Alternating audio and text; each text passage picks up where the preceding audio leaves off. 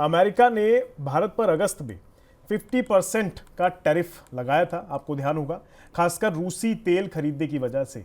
ऐसा ही सोच रहे होंगे ना आप, क्योंकि खबरों में ऐसा ही आता है। लेकिन आरबीआई के जो पूर्व गवर्नर हैं रघुराम राजन जी, उनका कहना है कि ऐसा बिल्कुल नहीं है, बल्कि भारत के ट्रंप के जो दावे का विरोध करने की वजह से ये टैरिफ लगा था। कौन सा दावा है वो?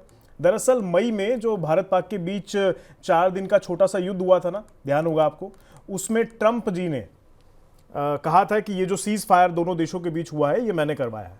लेकिन भारत ने कहा कि नहीं भाई, पाकिस्तान ने खुद फोन करा था, इसलिए युद्ध रोकने के लिए कहा था, तब करा था हमने। तो वो सीज फायर पाकिस्तान के साथ जो हुआ वो भारत ने उसके फोन कॉल पे किया था, ना कि ट्रंप साहब के कहने पर। और यही चीज ट्रंप साहब को शायद चुभ गई।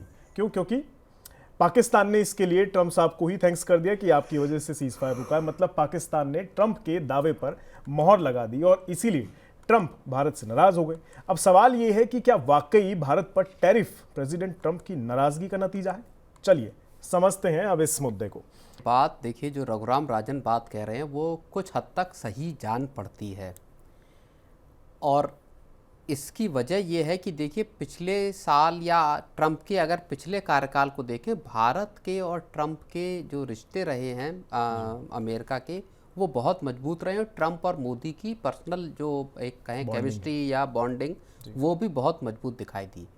भारत संभवतः इस कॉन्फिडेंस में या ओवर कॉन्फिडेंस में भी रहा। जब इस साल ट्रंप की ताजपोशी हुई 20 जनवरी को, उससे पहले पिछले साल नवंबर में जब वहाँ इलेक्शन हुए और ट्रंप की जीत हुई, तो भारत को लगा कि अब बहुत सारी चीज़ें, क्योंकि बाइडेन एडमिनिस्ट्रेशन में कुछ मसलों पर भारत की और अमेरिका की बन नहीं पा रही थी। बहुत सारे मसले ऐसे थे, ख़ास तौर पे उसमें कुछ जो खालिस्तान समर्थित एलिमेंट्स का होना था और बहुत सारे उसमें उस तरह के मसले थे नेशनल सिक्योरिटी से रिलेटेड।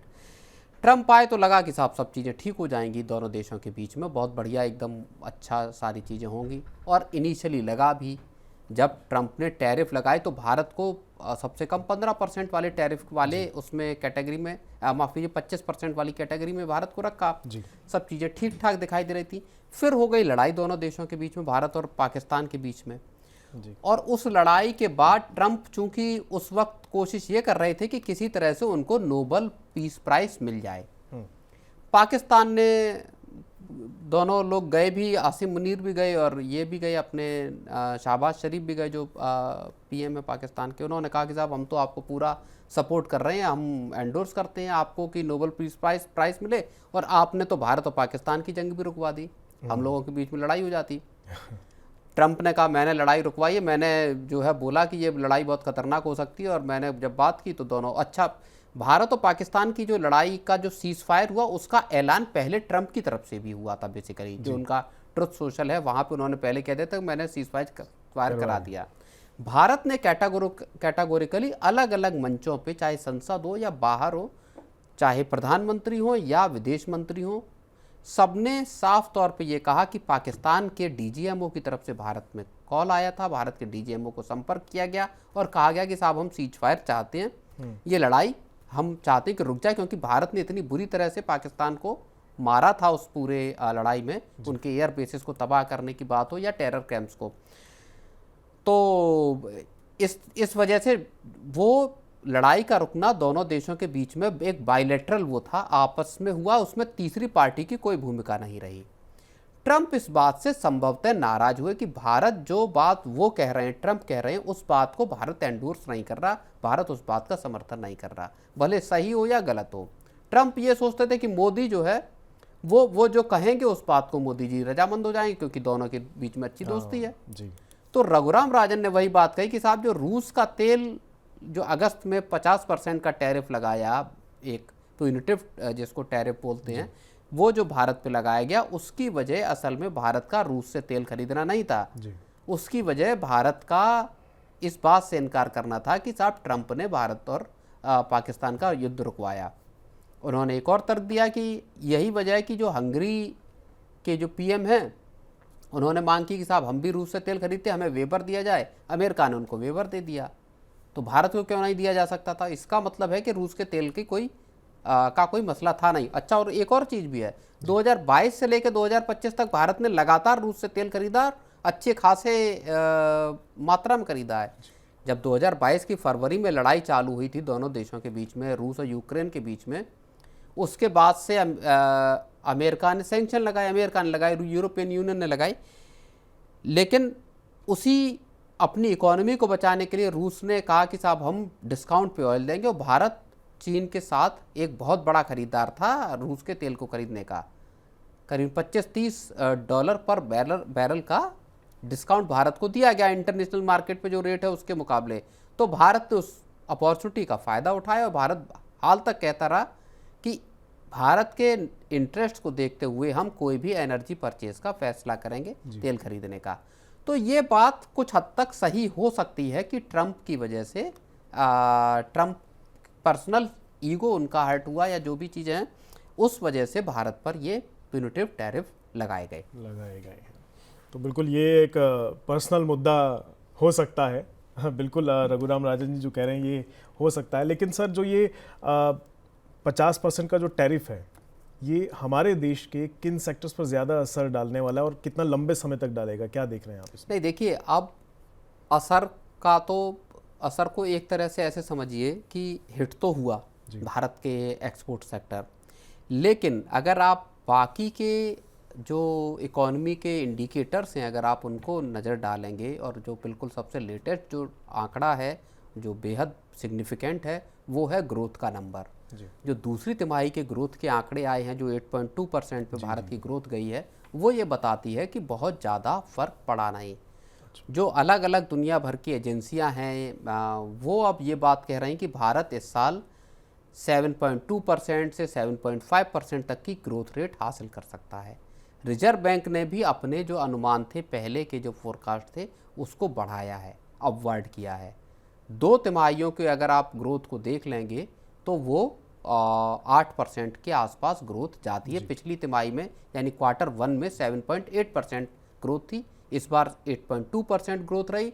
2 तिमाहियों का अगर आप एवरेज निकाल लेंगे तो वो 8% की ग्रोथ बैठती है। इसका मतलब ये है कि अगली 2 तिमाहियों में अगर आप देखेंगे तो हो सकता है कि हम चारों तिमाही जब ऐड करेंगे तो 7% या 7% से ऊपर की ग्रोथ हासिल कर रहे हैं जी। लेकिन अब एक बड़ी चीज़ ये है कि आखिर भारत और अमेरिका के ट्रेड के बीच में जो टैरिफ की जो डील है उसमें चल क्या रहा है, एग्जैक्टली इस वक्त का क्या अपडेट है।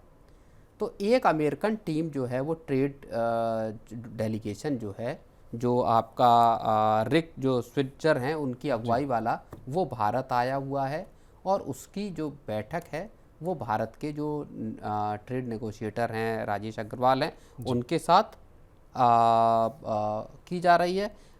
अभी भारत ने अपने जो चीफ नेगोशिएटर हैं उनको बदला है और उनको दर्पण जैन को अब चीफ नेगोशिएटर कर दिया है।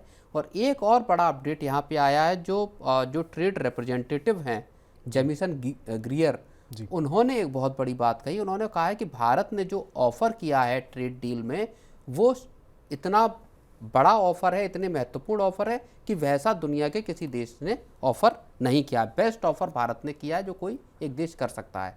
तो इसका मतलब पीयूष गोयल का बयान है कि हमारी चीज़ें धीरे धीरे आगे बढ़ रही हैं ट्रेड पर। तो इसका मतलब यह है कि एक ट्रेड डील के करीब दोनों देश धीरे धीरे पहुंचते जा रहे हैं। हो सकता है इस साल के अंत तक एक ट्रेड डील का फ्रेमवर्क तैयार हो जाए, या हो सकता है कि इस साल के अंत तक हो सकता है ट्रेड डील हो भी जाए। तो अब अगर ट्रेड डील हो गई तो जाहिर तौर पे 50% टैरिफ रहना नहीं है, तो वहाँ से फिर इकोनॉमी को फ़ायदा होना भी शुरू हो जाएगा। इसमें शायद इन्होंने भी कहा है ना कि India is like a hard to deal like country है, ऐसा तो कुछ वो है। तो ट्रंप कई बार बोल चुके हैं, इस साल की शुरुआत से लगातार कई दफ़ा बोल चुके हैं कि मोदी मेरे अच्छे दोस्त हैं, लेकिन वो बार्गेन बहुत तगड़ा करते हैं। ये गुजराती होने का शायद फ़ायदा मिल रहा हो। चलिए खैर, एक आखिरी सवाल और सर मैं समझना चाहूँगा इस पूरे मुद्दे पर आपसे कि टैरिफ वाला जो ये मुद्दा है, इसमें बचने के लिए अब भारत के पास क्या रणनीति है? क्योंकि आगे की सिचुएशन ठीक है, अब टैरिफ तो इन्होंने लगा दिया है, वो आगे क्या करते हैं उसका आगे पता चलेगा, लेकिन भारत को क्या कदम उठाने चाहिए? नहीं, भारत ने देखिए 2 तरीके के कदम उठाए, जो मैंने जब हम शुरुआत में बातचीत कर रहे थे तब भी मैंने इस बात को बताया। भारत ने 2 तरह के स्टेप उठाए। एक तो जो सामान आप बना रहे हैं एक्सपोर्ट यूनिट्स के लिए खास तौर पे, वो हम कोशिश करें कि देश में कंज्यूम हो जाए। प्रधानमंत्री मोदी ने कई बार कहा कि आप घर के बने सामान का इस्तेमाल करना शुरू कीजिए, विदेशी चीज़ों को छोड़िए, घर की बनी चीज़ों को, भारत की जो कंपनियां बना रही हैं उन चीज़ों को खरीदना शुरू कीजिए। इसका एक मकसद ये था कि जो भारत की एक्सपोर्टिंग यूनिट्स हैं उनको झटका कम से कम लगे। दूसरा इसमें बड़ा कदम भारत ने ये उठाया कि अमेरिका को छोड़ के बाकी के दुनिया के मार्केट्स पर नज़र दौड़ाना शुरू किया, जैसा चीन ने किया। चीन ने ट्रंप के आने के पहले ही शुरुआत कर दी थी उनकी ताजपोशी के। हमने जब पूरा खेल थोड़ा सा भारत के साथ बिगड़ता हुआ लगा, तब भारत ने इस बारे में कोशिशें शुरू की कि जो मार्केट्स को डाइवर्सिफाई किया जाए।